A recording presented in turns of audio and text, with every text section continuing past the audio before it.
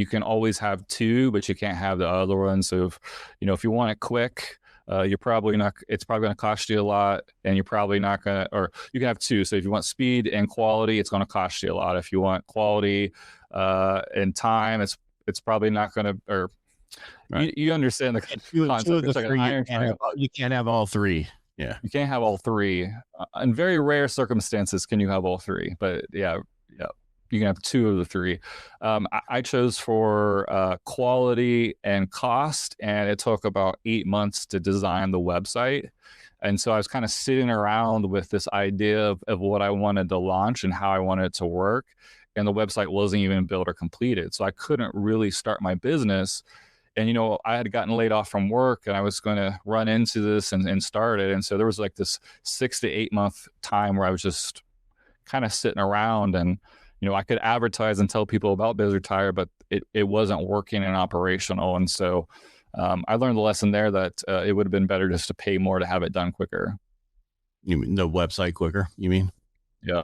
Yeah. But also a year ago versus today, and who does certain things, it doesn't take as long now to make websites like it used to. And we talked about before we got going, the Lovable and a bunch of other stuff that can help you do stuff real quick.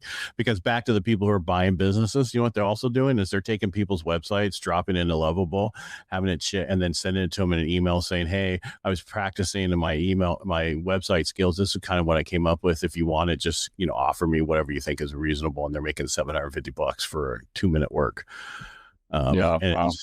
Yeah. Because a lot of the businesses that you're probably selling or building, they should have, and this is they should have an updated website. They probably need updated, connections through whether it's voice AI or a bunch of other stuff to make them more into this century and what we're doing now to make them more profitable. There's so many things you can do to make them better. I have a friend of mine who's here in Modesto, and he was a listing broker for businesses, but he just got tired of it because they want to sell, but then they don't want to do what they should do to make it more profitable or look like it's a better business. They just want to get rid of it, or then they change their mind. And he actually just after 4 years, he's done. So. And I've come to the same realization. That's why there's a free version if you're working with an advisor, and there's a paid version if you decide not to, because you're a little bit harder. And typically that business owner is a lot harder to deal with and less desirable for the buyers. Right. Because if people understand, you got to show your books. I need to know how much you're profitable and how much it really is making. And if you don't do your books properly, like a lot of business owners don't, then I can't really tell you what your business is worth. Right.